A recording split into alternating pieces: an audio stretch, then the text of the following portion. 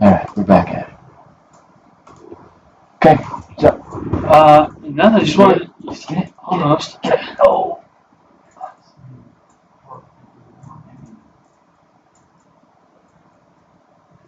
My wife got these for me for Christmas last year. I found them very fun. Yeah, I always get really close on them, but I never. I mean, I can think of. My favorite hint on that one. Yep, you got the right idea, but the wrong legs. Notice that the bent legs are your clue. Oh.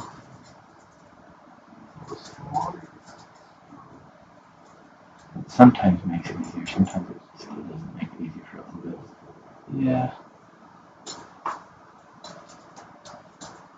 My brother's really good at picking up on stuff like this, and he can figure out mechanical things like that. I don't. I have to do a lot of thinking. And sometimes there's a lot of praying, and a lot of wishing, and a lot of so you get back onto the street leg again. Yeah, I'm trying to figure out what I'm doing. Don't worry, that one, this one was the one I figured out first.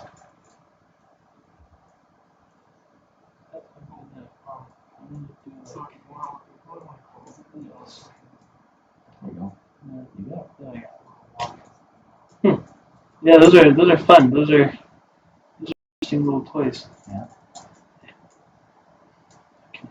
Together. That's the question.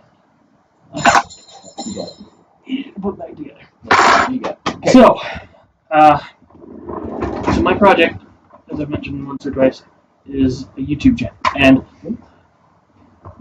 I have grossly underestimated how hard making YouTube videos. I see these people, they upload every week, every day. I'm like, man, that's gotta be. Have a team. Yeah, I know. And then I realized, oh yeah, they have like 20 video editors that are working on these things. But I've managed to get some things up, which fills me with pride. A lot of the first part of my of creating my YouTube channel and everything has just been a matter of, at very first getting everything set up, figuring out what I needed and stuff like that. I need to switch over to my other account. How did I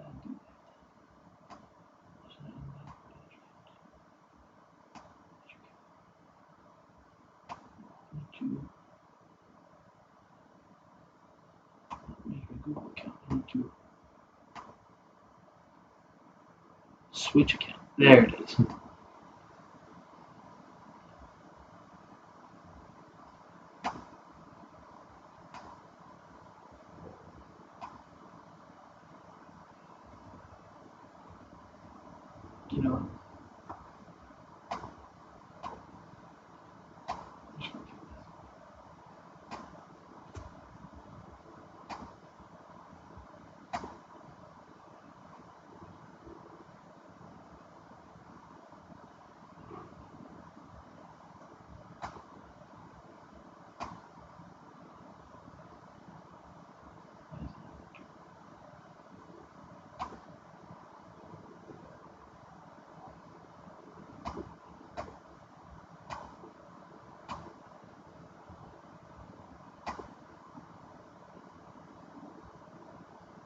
There it is.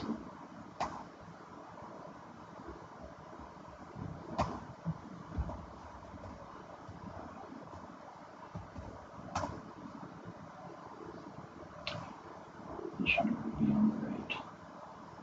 Yeah.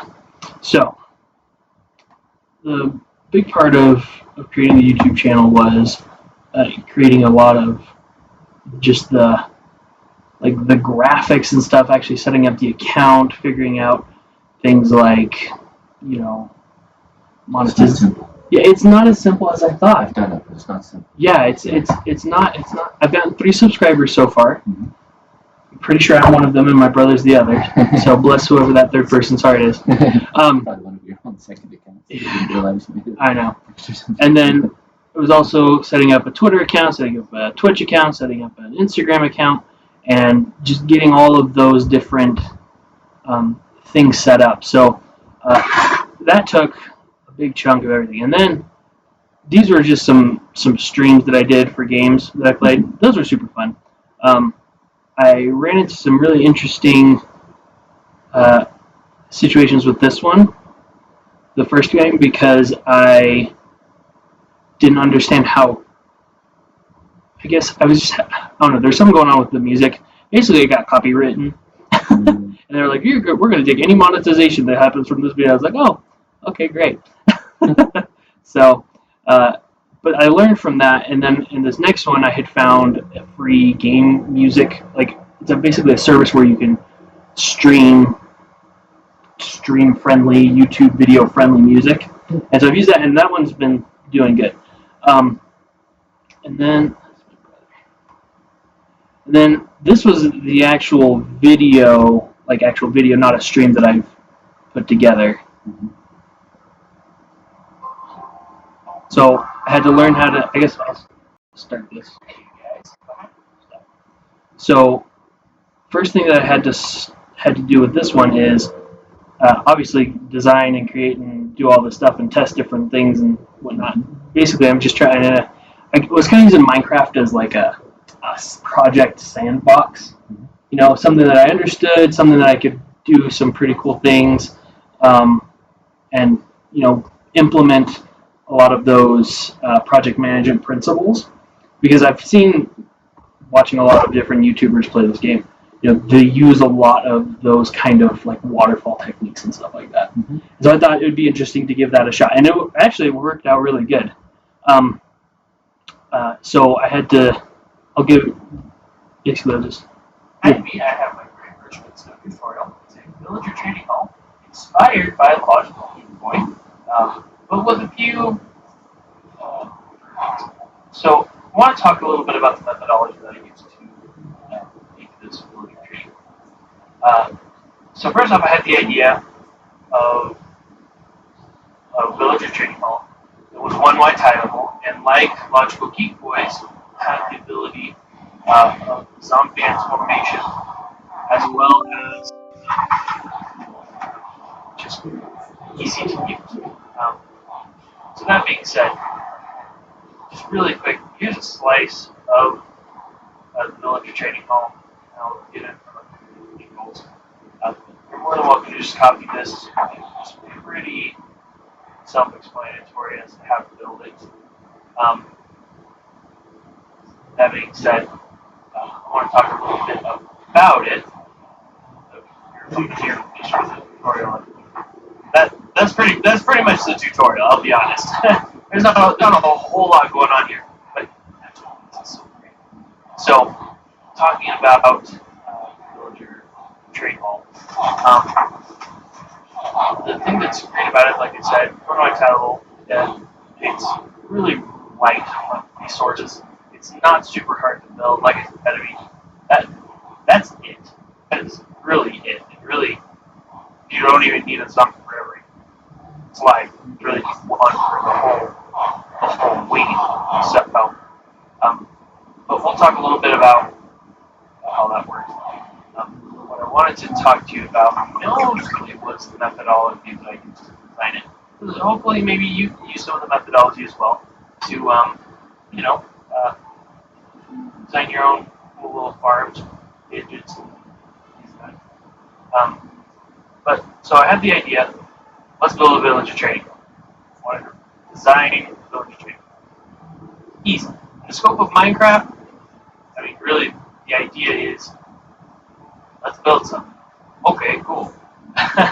Now, where it starts to get a little tricky, you could say, is with the requirement analysis. What all do you want it to do? So, for example, my requirements for this were I wanted to be one white tileable, I wanted to have zombie conversion, and I wanted it to be restockable. Meaning, if a villager dies, I want it to be easy to get the villager back into that spot so that I can test it out, make sure everything's working right. Or I guess not test out, make sure everything's working right, but have all my books. This is designed mainly for librarians. So those are my requirements. That's what I required of my local trade. After that, we did the system design. System design, I mean, for me, was let's try and figure out. First off, let's start with the easy stuff, like the drop mechanism for the village. This was honestly super easy. It's literally just that. The reason why I kind of altered it from like Geek Boy's design, and I'll link his tutorial in the description below. But the reason why I altered it was because Logical Geek Boy's design uses redstone dust. Redstone dust can't be one wide tileable because it connects in different ways. In case you don't know, I'll show you. I've never messed with redstone before, but that's if it's one bit of redstone. And then as you connect it to the other sides, it's influenced by the redstone that's grounded, and as you can see, the redstone dust powers the other redstone dust grounded. So, redstone dust 101. It's fabulous. So, that being said, we resorted to redstone blocks, mostly because those can't be one wide tileable. So that part was the next part was how do we lock them into each individual cell? And I thought of mine cards. I thought of so many different thoughts. But the best one by far to make one wide tileable was trapdoors. Anyway, the video is a bit longer than I would have liked. But anyway, so I basically go through the video and I describe a lot of the different mechanics of how it worked and stuff like that, and how I lock the villagers in, and how you get them to move around, and a lot of like these designs I wanted to kind of improve on some previous designs that I'd seen on the internet. And so a lot of them are kind of expensive in-game resources, so it requires like a lot of iron and things that aren't really cheap to get. Could you make those layers, like the sources that you drew from, could you capture that? You said you built off of other people's designs. Could you capture that in screenshots or some links to their work? Yeah, so I do have some links here in the description. Okay. So like, here's a link. So the guy that created the one that I kind of took most of my inspiration from, that's his video, and then I kind of showcase another little thing. That's the link to his video and the part in the video where they show his stuff. Can you show a comparison of the in-game resources on those versus yours? I could, yeah. Yeah. That would be helpful. Okay. Yeah, I think what I'll do is I will probably re-upload this video after I make some adjustments to it. Mostly because it's 32 minutes long, and I do a lot of ums and rambling. So, See if you can make the presentation a little bit. Yeah, see if I can make that presentation a little bit better. But so really, I just kind of wanted, the point of this, I just kind of wanted to show you what I had been working on. Honestly, the big issue that I had at the beginning was that time management. After I had gotten all the logistical things set up on the account, it was just a matter of at that point getting into a rhythm of being able to do that. And so when I was asking about that time management that 1 week, you said estimate 3 to 5 times what you originally think, and I thought I was going to get this done in a week. It took about 5 weeks to get that done. So that was a very it is a reality check for everybody, because you don't realize how far off your time estimation is until you start actually making the estimate and checking the actual. Making the estimate, checking the actual. Then you start to realize, wow, okay, what can I do to get that back into check? And most of the time it's the process of gaining from your experience, but then kind of analyzing your experience to say, okay, next time I estimate something, I've got to have a better basis for why I establish my estimate where I do. Yeah, it's a learning curve you got to go through. Yeah, that's true. And then there's also the learning curve of just like the photo editing or the video editing program that I'm using and stuff. When I was a communication major, I did a lot of photo editing, and I can I can do that quick and easy, and it's quick and fun and great. Video editing, it's so stressful. So I have a horrible, like, I hate so hearing the many sound of my layers to voice. it. Oh yeah, there's so many layers to it, and it's not just so much like the actual putting the video together. Like the That part's mechanics of doable. it all is Yeah. easy. It's It's the effect that you're trying to bring. yeah, exactly. It's how do I organize the clips, and then how do I, when I'm making these clips, how do I keep myself from saying and rambling and sound like a hillbilly or whatever. I don't know, but yeah. So it's just kind of That's part of why they oftentimes will script things. Mostly it's yeah. It's not that you want to have it come across script head, but building a script forces you to organize it. Yeah, at least having some kind of talking point. Yeah, I tend to outline Mhm. because that helps keep me a little bit more organized. Yeah. I need something to trigger me when I'm done and moving on. It's the transitional part Mhm. that starts to become tricky. So I usually let the transitions just become, as I naturally talk, I just pull out the outline and let that be there. I kind of as I'm talking and I'm kind of starting to sense, I'm coming to the end of this, what's my next thing? I start thinking about the next thing, and then I just let my brain just switch the gear and the transition Yeah. become more, because that's where I started to go. Yeah. So That's been my approach to it. I don't know if it works or not. no, yeah, it makes sense.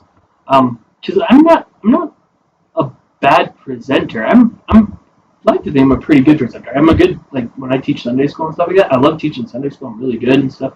But when I think about those as opposed to this, those are, I mean, as far as like from a talking standpoint, are a lot more I think thought out on that aspect as opposed to this. This one I'm literally creating the teaching material and I'm not thinking so much about teaching it. This one, the teaching material is already created. I'm just thinking about how to present it. one thing that you might toy with is having an audience, having somebody that you're talking to, sometimes makes the transitions become smoother. Yeah. As well. Sometimes it eliminates the ums, because if you're allowing for a two-way interchange or two-way dynamic conversation to happen, it sounds more natural to the listener. Yeah. Things evolve in a way that they can engage with a little bit easier. That's an idea. That's a great idea. Yeah. I think that's why you get that on a lot of channels where you get two people talking about Mhm. it. It's just easy to listen to. Yeah. That makes a lot of sense. Yeah, no, that's a great idea. I'll And then you don't want to talk about. I got people I can talk to. Okay. That's not a problem. The problem is what I was just saying, So but yeah. I guess yeah. So I guess my next question would be how I had a question for you. What was it?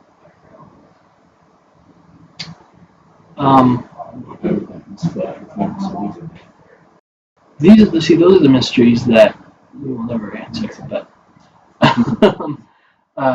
it was about no, it was about so let me show you what I've been using to. So I've been using Trello to kind of keep my, because I have a couple different projects that I've been also bouncing through. Okay. And I found that waterfall style works really well for this